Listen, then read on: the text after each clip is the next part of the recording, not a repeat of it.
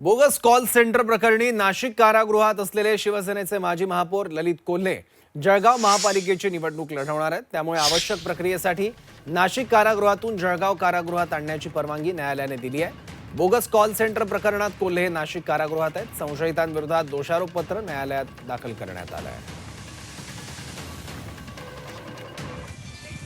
एकंदरीत 11 नंबर वार्डातनं गेले 2 टर्म सातत्याने नगरसेवक राहिलेले माजी महापौर सभागृह नेते ललित कोल्हे यांचा आता आपण कोर्टात जामीन टाकला होता, जो रिजेक्ट झालेला आहे। पण चार्जशीट दाखल होऊन आता तपास पूर्ण झालेला आहे। आपण कोर्टाला अर्ज केलेला होता की त्यांना कारागृहातनं इलेक्शन लढण्याची मुभा देण्यात यावी, ती आपल्याला मिळालेली आहे। 29 ते 3 तारखेपर्यंत ते जळगाव कारागृहात येतील आणि आपण त्यांची प्रोसेस पूर्ण करू।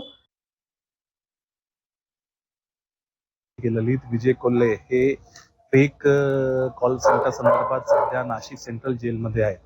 त्यांना महानगरपालिके जळगावची जी आता निवडणूक लागलेली आहे ती निवडणुकी ते लढणार आहे आणि त्या संदर्भात रितसर अर्ज आम्ही मेहरबान JMFC जळगाव या कोर्टात दाखल केलेला होता।